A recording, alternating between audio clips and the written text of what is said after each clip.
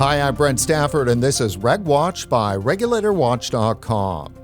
America's nicotine vapers are feeling the sting. Donald Trump promised to save flavored vaping, once during his first term and again months before winning the 2024 presidential election. Many expected a fresh start, yet his FDA is cracking down harder than ever, staging record-breaking multi-million-dollar seizures of so-called illegal Chinese vapes and fast-tracking nicotine pouch authorizations. For vapers, it feels like betrayal, and it stings. Worse, a bigger strike may be coming around with the World Health Organization as it prepares to elevate nicotine addiction above combustible harm, effectively declaring safer nicotine to be worse than smoking. Joining us today to unpack tobacco control's mendacity is Martin Cullip, International Fellow at the Taxpayers Protection Alliance and a prolific writer on harm reduction policy issues for major publications such as Inside Sources, Center Square, Town Hall, and Filter. Martin, it's great to see you again. Thanks for coming back on the show. It's great to see you, Brent. Thanks for inviting me. Well, you bet. So let me ask you a big top-level question. Are fortunes for vaping and safer nicotine products better in September 2025 than they were in 2024? No, in short. But I'm not sure that is entirely a bad thing. I mean, we have some countries doing some quite ridiculous things. But it does seem to be they're doing a lot of these things out of desperation.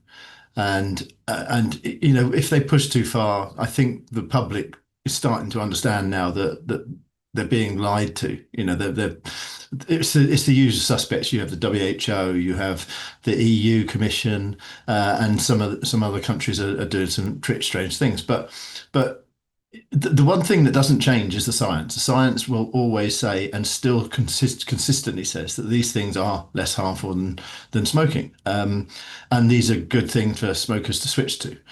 So once you have these authorities saying, after 2 years, it seems to me, of an avalanche of bad media about those products, saying things that people just don't believe, then they're going to start to lose their credibility. And I think that could be their undoing if they keep doing that. Now, has tobacco control completely morphed now from a war on vaping to a war on nicotine? It does appear so, yeah. And you can speculate as to their motives. It's quite clear that these things have come out of nowhere for them and upset their cozy little the cozy little relationship with the tobacco industry. So it used to be them against the tobacco industry, and now vaping and nicotine pouches and heat tobacco come along, and they're different products. And I don't think they know where to go. And so they've kind of turned their gun turrets onto nicotine. And you can think, well, yeah, you could understand why, because they can probably see their grant funding going. They can probably see their prestige going. You know, people's jobs. I mean, the tobacco control industry, I call it an industry because it is an industry. It's worth billions of dollars per year. All these people who have been anti-smoking, they get paid for doing that. And then if you've got someone who doesn't need to quit smoking, doesn't need to go to a clinic or something, can just go into a vape shop, use their own money and buy a product that helps them quit smoking, well, those people are redundant. And I think they sense that. So I think a lot of this thing is just trying to get themselves back into the picture. But again, the science will never change. They like to say, oh, there's mounting evidence to say that these things are harmful. There's no mounting evidence. They pick on some tiny little study somewhere and say, there you go, we've proven it. You haven't proven it. The basic facts are the same. So when you get the World Health Organization, when you get the EU Commission come out and state that these safe nicotine products are as harmful as smoking, the public's not going to believe it. People don't believe it, and especially people who've used the products don't believe it. So I think they've got to be careful where they go on this, because it could be something that might come back to bite them. But yet, though, I mean, it's proving to be worse in Western countries, in the U.S., Canada, UK. I know you've got some numbers on that. It does appear to be more people now than ever think vaping is worse than smoking. So people are believing the lie, aren't they? Yeah, it's starting to be that case. I'm very proud of New Zealand, how they're resisting all this. They're getting attacked left, right, and centre. I mean, I spoke to a guy in Chile in June because Chile has come out with a fantastic vaping bill. It's probably one of the best ones in the world, most sensible in the world. And he said, if anything, the attacks on him personally and on the vaping bill and on the government have got worse since that came out. So there seems to be some very desperate people out there trying to create an aura or some sort of narrative about nicotine as being more harmful than smoking, which is not the case. It never will be the case. And the one thing they lack is the science. All they have is just scare stories, smears, and innuendo. So I think sooner or later they have to come to the party and sit down and say, yeah, we need to do something about this. I'm talking to Dr. Alex Wodak. He's seen it all before with harm reduction for drugs. He said he personally used to get attacked, and then in the end, they had to sit down and say, look, we can't fight this. We're going to have to join forces and talk about how we can reduce harm from drug use, and that's what's going to happen eventually with this. Now, when it comes to, not to go on a tangent here, but I think it's important to have that conversation is that the actual where maybe the fire was coming from when it came to drugs harm reduction, which might have been more conservative, traditional leaning people that were having issues with regards to the easing and availability of, harder drugs. But here it's different. The people that are doing the firing are academics, scientists, government, public health professionals. It's not the same. The fire's not coming from the same direction, is what I'm saying. Yeah, we see that in the EU. There was a question recently asked a written question of the EU Parliament, and it said that Oliver Varhelyi, I think is the EU Commissioner for Health, had come out and said we now know. He said we now know that vaping and other safer nicotine products are as harmful as smoking. So the question asked, where is he getting this evidence from? And they referred to the SCEAR committee report from 2021, 4 years ago. And that report didn't say anything like what he was saying. What it said was because it was instructed to compare vaping itself with not smoking. It didn't compare it with smoking at all. So that the evidence isn't there. There's no way he can say that and say that vaping is as bad as smoking because the SCEAR report didn't talk about that. But this was what the EU Parliament is now saying. And another question in that same written question that they sent was saying, is this the position of the EU Commission? And they said, yes, this is the position of the EU Commission. So the EU Commission is now basically telling lies. It's saying something that isn't backed by any evidence whatsoever. And I think it's quite telling that we have 27 EU commissioners. I mean, obviously, it used to be 28, but the UK left, which I'm very pleased about. But 27 EU commissioners are now saying something that's completely against the science, completely antithesis of what the science says. So you have 27 people, basically the commissioners, saying that's our position, but we have 500,000 people who are citizens of the EU, and they're being dictated to, and they're being told lies basically by 27 people. That is not sustainable. That can't carry on. So again, I just think because the EU is in lockstep with the WHO, which is doing the same thing, and they're probably wanting to produce another drug war, it seems to me. But it's not going to be the case because we have too much of the evidence on our side. I've always said I much prefer to be on our side of this argument than theirs because we have everything and they have nothing. In the U.S., I think in my mind that things are worse under the Trump administration. Would you agree with that? It seems to be, yeah. That those seizures recently, when you read Macquarie, the health secretary's claims. Not the health secretary. He was the FDA at the FDA. It just seemed like a succession of Bloomberg sound bites, and they were just. I mean, for example, there was one about how. We don't trust the National Youth Tobacco Survey. Why don't you trust the National Youth Tobacco Survey? He said, oh no, I talk to parents and they say it's not like 5% use of youth vaping, it's 20% or 30% or 50%. So why is he ignoring a well-respected study in their country and just coming up with anecdotes. I mean, in the early days of vaping, when there were loads of people vaping and people would say, this is really good for my health, all the other side would always say to us, that's anecdotes. You can't use anecdotes. You must use the science. And the science isn't there yet. We just don't know. Now, the science is there and it proves it. And it says that these things are great at helping people with smoking. And they're going back to anecdotes. And it just really is bizarre. And what's more, the way they spoke about illegal Chinese products. Well, these products are only illegal because they haven't been authorized yet. All vapes have come or manufactured in China. The only illegal bit is that the FDA hasn't done its job properly and authorized these products when they've submitted PMTA proposals. And that was supposed to happen 180 days. They said it was a law. They said we would do this in 180 days, but some of them are taking 4 or 5 years to be authorized. So many of those products they seized were products that are made and have submitted a PMTA registration so that they can be sold in America. It's just the FDA's failure is the reason that they're not been so to call them illegal is somewhat disingenuous. So to me, Martin, it seems that the FDA is totally sold lock, stock, and barrel on the Save the Children, demonize vaping, demonize China. How can we square this? Well, it seems to me it's just a political thing, isn't it? It just feeds into this anti-China attitude that it seems that the administration has got, the Trump administration has got. So, and they keep mentioning these illegal Chinese products, but it's important to recognize that those products are perfectly legal in many countries. You know, some of those products being seized and they say they're dangerous and they're addictive and they're poisonous and everything else. Some of them I can go down to my local vape shop and buy them in the UK.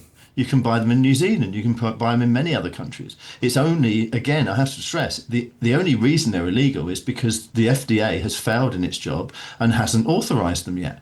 There's no reason why they shouldn't be authorized. They're also not just seizing Chinese products. They're seizing, some of the products that were seized were American-made liquids. They're American products, destined for American small, mum and pop businesses. It just seems to be a political thing that they're doing here. It does seem very worrying because, as you mentioned earlier, Trump did say, "I'm going to save flavored vaping again. I did it before. I'll do it again." But it seems to be he's listening to the wrong people. It seems to me Macari is listening to the wrong people. And you have to wonder who are those people telling them. We've had these vaping registry bills, which for everyone doesn't know is basically states saying that they will disallow anything that hasn't got a PMT registry entry, which means if they haven't been authorized by the FDA, they won't be allowed to be sold. But the FDA previously has said they won't enforce as long as someone has put in their PMTA application. They won't enforce those because it's their failure, it's their lack of being able to get round to authorizing it as a problem, and these could be life-saving products. So the whole thing seems to be a political thing. I just hope that they come to their senses. The RFK did say recently, didn't he, that he recognizes that the harm is from combustible products. Vaping is much less harmful, and I think he uses pouches himself, and he says they're the safest products. So they do understand it at a fundamental level, but it's whether they're going to act for the health of Americans or they're going to act just for the politics against China, which they seem to be pursuing at the moment. And then the other tough blow that came out of the White House just a couple of days before this seizure, it was announced that basically the White House has prodded, or at least working with the FDA to fast track the authorization of nicotine pouches in the US. Like, let's get these nicotine pouch products out and approved faster. Now, I can tell you right now that the vaping community feels like this is a stab in the back. Is it? Well, I use many different products, so I'm very excited about that. I think that's what they should be doing. They should be fast tracking nicotine pouches. I'm using one now, but again, it could be a political thing because they see Zyn, because Zyn is owned by Philip Morris. So they see that as maybe a more friendly product than something made in China. I know that Tucker Carlson, for example, has started his own is it Alp, the nicotine Yeah, I think pouches, believe, yeah. and his pouches, and I think they're used by RFK as well. That brand, they haven't been authorized yet. I mean, RFK saying it's really bad. You shouldn't be using illegal products unless they've been, authorized by the FDA. Well, Alp hasn't been authorized by the FDA yet. So maybe that's a way of them getting Alp, authorized by the FDA. So then you can't say, well, RFK, you're obviously a criminal, aren't you? Because you're using illegal products by your own description of them. So it could be that, but it's still a step forward. As someone who is in favour of harm reduction across the board, I think that's good news. But yeah, there will be people who make vapes thinking, hold on, we've been waiting 3 or 4 years. Where's our PMTA? These are the same products that you've authorised for other people, which are mostly tobacco industry. Why can't you authorise our products? Oh, yeah. I mean, it's bad. And then, particularly, there's a sting that comes from the fact that RJ Reynolds reportedly gave the 2024 Trump campaign $10 million. Wow. That's a big contribution. RJR is also reportedly behind many of the registry bills that you just mentioned at the state level, which are causing immense harm to small businesses and nicotine vape users across the country. And again, feels like a betrayal. Yeah, well, like I said, some of them seizures they had were products made in America, so they're only harming themselves. They're harming the people's health in America, and they should really be thinking about the whole thing and looking at the science and seeing and being a bit more westernized. To be honest, we can forget Australia. I mean, Australia is a bit of a clown country anyway, but the Western countries tend to be a little bit better recognizing that these things could be good for public health. In the UK, we have this swap to stop campaign where we're handing out free e-cigarettes to people who smoke, and it's hugely successful. The funding has just been renewed, even under this new Labour government. So, yeah, they need to just look at the science and stop being political about this. And at the end of the day, don't start another drug war. Surely they've worked out how bad the last one was. They don't want to start another one with products that are much less harmful than smoking. Okay, Martin, let's move this conversation now to your home in the UK. The disposables ban went into effect in June. I assume that vapes are hard to find now in your great country. No, no, you can still find them. Yeah, they banned disposables. They said it was for environmental reasons, but I have my doubts because now what's happened is that all those companies that made the disposables, they stopped making them. They're making rechargeables now, but the refrain from the other side is coming up. But they're the same price, and people are throwing them away anyway. Again, I don't know what part of prohibition doesn't work. These people can't seem to get. But the one thing that is undoubted with these things is that they disposable vapes were very easy to use. They were the easiest thing to use. They were the closest to using just going in and buying a pack of cigarettes, and they were switching smokers to vaping at an incredible rate. But they've now got rid of that. But they haven't got rid of demand for nicotine. Nicotine has been used for 12,000 years, and you won't get rid of the demand for nicotine. So it's something they should have thought a bit more carefully about.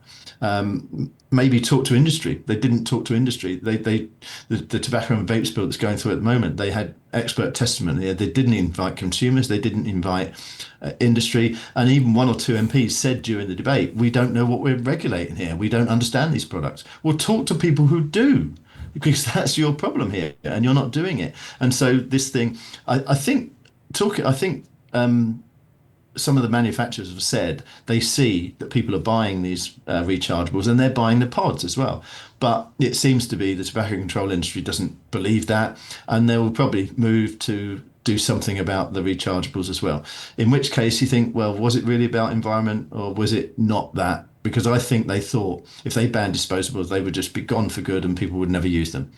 No, because industry is going to innovate, and it's going to produce something that is something that people can use again. I've got one here, and I've got one here. You can see there's a little charging point there, and they can be charged up, and you can buy the pods. So, again, it's not a problem if people throw these things away. It's not a problem of the products. It's a problem of the people. It's a problem where you need to educate the people that they need to be recycled. It's not something you just ban something and hope it goes away forever. this whole mantra that they've got that they use, I mean, it's pretty easy. Once you just, get it, you can just spew it out like crazy, but it's just crap.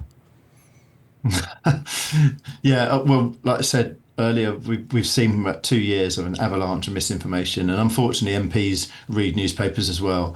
And some of the claims that were being made during the debates on the tobacco and vapes bill were just really really stupid. I have to say that. There's no other word for it. And it seems to be some MPs were talking about vapes as if they were as bad as cigarettes. In fact, during a Health and Social Committee hearing last year, I think it was, one of the MPs told a guy from the Independent Vape Trade Association, who had never made a cigarette in their lives, that he was now the new Marlboro Man. I mean, what an insult! This is someone who went into that industry because he used to be a smoker and quit smoking using vapes, and Totally Wicked, the company he works for, then wanted to help other people quit smoking. To be called Marlboro Man, that just shows total ignorance on the part of the MPs to not understand that that's why most independent companies went into the game in the first place, to try and help other people quit smoking. So they've got all the wrong end of stick. But if they would actually talk to consumers, if they talk to industry, sit down in a room with them and talk to them, but they won't do that. So that's why they come out with stupid laws. Martin, when I was in Warsaw in June for the Global Forum on Nicotine, we're talking a lot about things going on in Europe, and it appeared to me that there was quite a bit of anti-vaping and anti-nicotine movement happening in Europe, especially in like France and Spain, which seemed to me to be a bit odd. What's going on there? Again, it comes really, I think, from the EU. The EU has said it believes these products are as harmful or more harmful than smoking, which again is completely untrue. It's an indefensible claim, and they know it. They know that they can't claim that because the science doesn't say that. And when they were asked for the science, they couldn't provide it. So I think that's what's happening. But yeah, you have France is now apparently it's going to be banning nicotine pouches in March 2026 because it says that they're nicotine is a poison, and they're going to treat them like drugs, basically. I mean, we know from all the evidence that there's a continuum of risk of nicotine with, cigarettes, very harmful, right down. But probably the safest nicotine product you can get is a nicotine pouch. It's no tobacco. You don't inhale it. You just put it on your gum. We've seen how snus and pouches have done so well, reducing cancer rates and smoking prevalence in Sweden, but they just ignore all that. They don't want to read any of that sort of stuff. And now we got a really absurd bill. It's not law yet in Spain, but they intend to they want to ban smoking, not indoors, but outdoors. They've had an indoor ban since 2010. They want to ban smoking outdoors, where, whether you like smoking bans or not, there's no evidence that smoking can harm people outside. So this is just pure grandstanding. It's just stigmatizing people. It's harassing them. That's what they're doing. But not only that, they're going to treat vaping and nicotine pouches and heated tobacco exactly the same as smoking. So effectively, if this law goes through, you could go to Spain, you could be sitting outside in the sunshine, outside a cafe or a bar, and you're sitting there and you could put a nicotine pouch in your mouth, and the person can come over and say, you can't do that here. You've got to walk 15 meters up the road to do it. I mean, this is just crazy.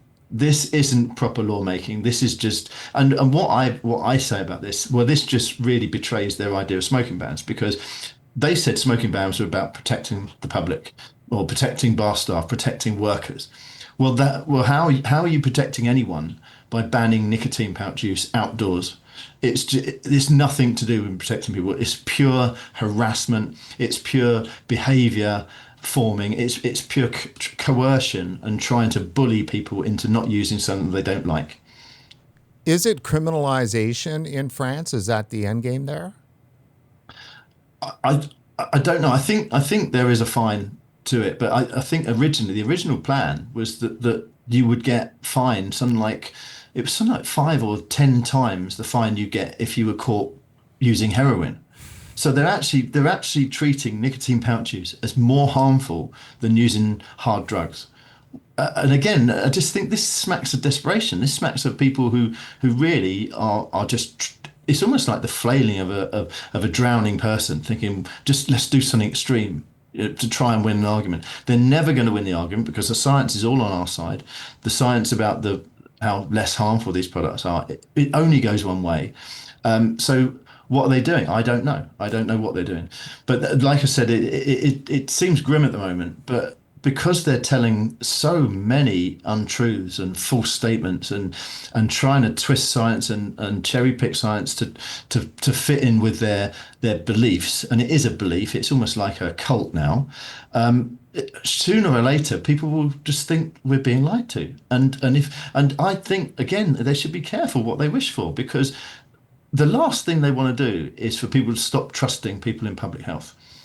We've seen that during COVID. We saw that with the pandemic, where people now, we have some of the lowest vaccination rates all over Western countries because they didn't trust the WHO and didn't trust public health. Do you really want that to continue? Do you really want another front opened where you're lying and the public recognises you're lying? Because it can only lead to a very bad place.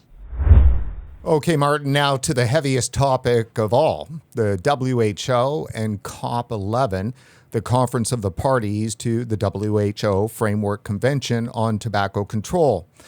First, what is COP and who will be there and what power do they have? COP is the Conference of the Parties. It's the 11th Conference of the Parties to discuss the terms around the Framework Convention on Tobacco Control, which is an international treaty under the auspices of the World Health Organization. And this is 20 years old this year, and it was intended to reduce the incidence of smoking and harm from combustible tobacco use. That's what its original intention was.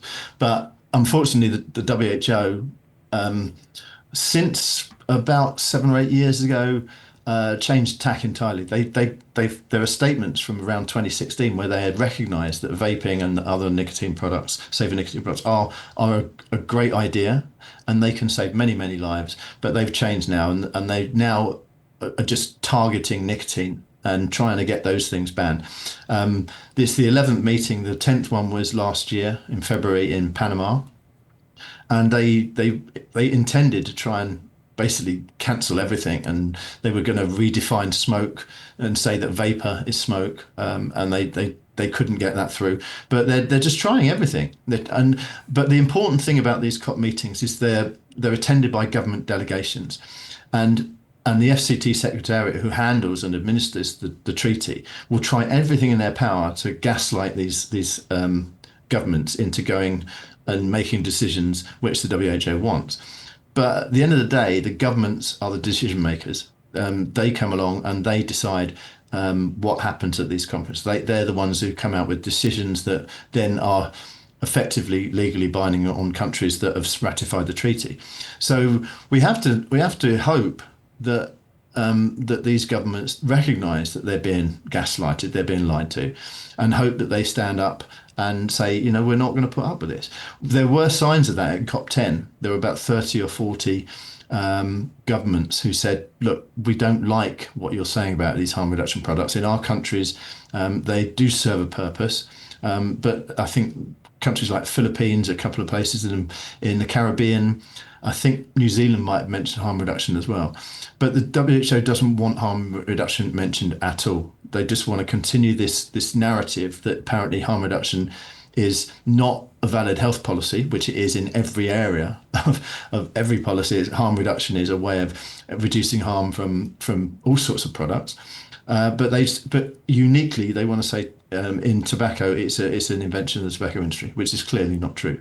Yeah, no, we covered quite a bit of that last year in 2024 when then FDA Commissioner Robert Cullip, in congressional testimony, said over and over and over again that tobacco harm reduction is an industry plot.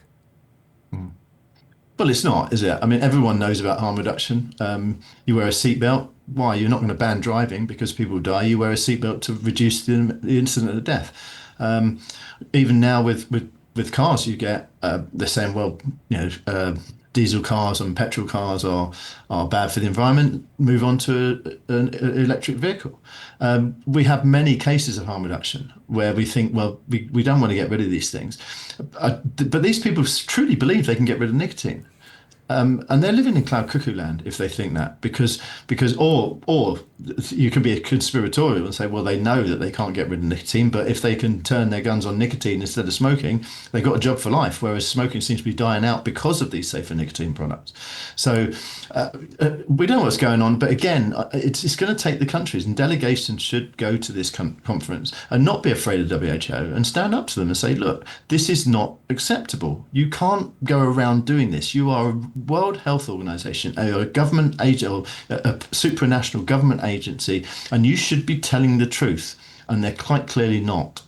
So the Secretariat for the Framework Convention on Tobacco Control knows that there's no way that they can open up the treaty to, insert stuff in there that specifically would make, say, nicotine overall, an evil. Same with vaping, right? That's why they had to figure out a way to kind of very slyly corrupt the whole process by saying, well, vapors actually smoke. And once we say vapors smoke, then we can treat it as smoke. And that's it, right? No changes are needed to be made with the treaty. But they weren't able to do that. So this time around, they're trying to elevate nicotine addiction as something that's worse, that has more harm than harm caused by combustible products. So basically, any nicotine addiction is essentially worse than smoking. Yeah, that's what they're trying. But they tried last time to try and sort of go through Articles 9 and 10, which are about contents and emissions of the products, and to try and bring safer nicotine products into the same realm as combustible cigarettes, so they could apply the same controls on them, high taxes, vaping bans and heated tobacco bans in public places, all that sort of stuff. And they tried that, and they just argued about it for the whole week of the conference, and they didn't get any decisions out of it. What they're doing this time, because as you said, the treaty is immutable. The wording of the treaty cannot change because it's been ratified by 183 countries. If they change anything about that, any wording or anything, they have to then go back to those countries and get them all to ratify it again. So they can't, they're stuck with it. This is why they don't like anyone talking about Article 1D of the treaty, which mentions harm reduction as one of the pillars of tobacco control. So they don't want to talk about that. They virtually don't mention harm reduction at all, have tried deliberately to avoid talking about it. But now they're kind of thinking, well, we need to tackle this because it's a real problem for us. So what they've decided to do now is to introduce something into the program in the agenda, Article 4, Item 4.5, which says that they're going to, in fact, to me, I can find it, and they're going to basically say that they're going to go through implementation of measures to prevent and reduce tobacco consumption, nicotine addiction, and exposure to tobacco smoke, and the protection of such measures from commercial vested interests of the tobacco industry in light of the tobacco industry's narrative on harm reduction.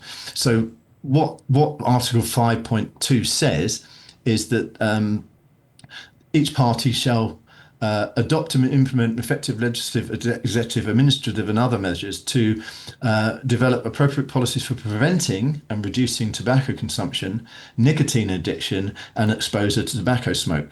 Now, when the treaty was written in 2003, from 1999 up, and it went out for consultation in 2003, and it was adopted 2005. Vaping wasn't a thing. So and it's arguable in that they're saying you need to reduce use of tobacco and protect from tobacco smoke. Well, arguably, vaping and safer nicotine products do that. So what they're saying here is, because they're saying this is because of the industry's talk about harm reduction, as you said, they're effectively saying the most important thing for us now is to stop nicotine addiction. Now, nicotine addiction used to be only one way, through combustible tobacco, and it made sense. Article 5.2 made sense if that was the case. But now they're ignoring that that nicotine use can stop people using tobacco. They're ignoring that it can protect people from tobacco smoke. And what they're doing is right a pedestal above everything else. They're putting nicotine addiction as their primary goal, and that's what they're going to be doing at this next conference. And it's cheating. It's going against the science. It's ignoring evidence, and it's again trying to gaslight and con delegations from different countries into making decisions that they wouldn't ordinarily make. And it's pernicious and it's vile, I would say. But that's the WHO, and that's the way they're approaching this one subject in COP11. A quick programming note, RegWatch will again be providing special coverage of the Taxpayers Protection Alliance, Good Cop, Bad Cop, the counter conference to COP11 in Geneva, Switzerland from November 17 to 22, and just coming around the corner. So Martin, try to tie this up for us here. I mean, you just had a little bit of hot heat under your collar there. I mean, I've got harsher words that I could probably use. Close this up for us here at this first piece for us back here after the summer break. I'll just say what I normally say: consumers, that consumers are the ones who've got the most important voice in this debate. Don't be downhearted about all the nonsense coming from these governments, because you're the ones who are most affected. You're the ones who politicians will listen to because they want your vote. So in whichever country you are, try and contact your legislators, your policymakers, and say, when you go to these international conferences, go and look after my interests. I pay your wages. I'm a taxpayer. I vote for you. Please go along and look at the science, look at the evidence, and just wonder at why these organisations are doing it. Like I said, last time there were 30 or 40 countries who stood up and were a bit dissonant towards the WHO. Hopefully there'll be more this time, because some of these things that are happening now are so extreme and so ridiculous that, I mean, surely something's got to give at some point, and the more consumers can get involved, the better. They won't be allowed in the conferences. That's for clear, because WHO is completely non-transparent. It doesn't want anyone hearing what it has to say. We're holding our TPA's Good Cop conference, the second one. We're holding that in Geneva, and we welcome anyone. We've invited the other side to speak, and last time we offered lanyards to people in Panama who were from Bloomberg-funded organisations, and they didn't want to speak. They don't want anyone to speak, but we can have our say, and we can say there is a lot of evidence on our side. We know what's happening here. We know that these products are good for people's health, and we know that your approach to the WHO is completely the wrong one. So make yourself heard. Don't be put off, and always remember we're on the side of the angels.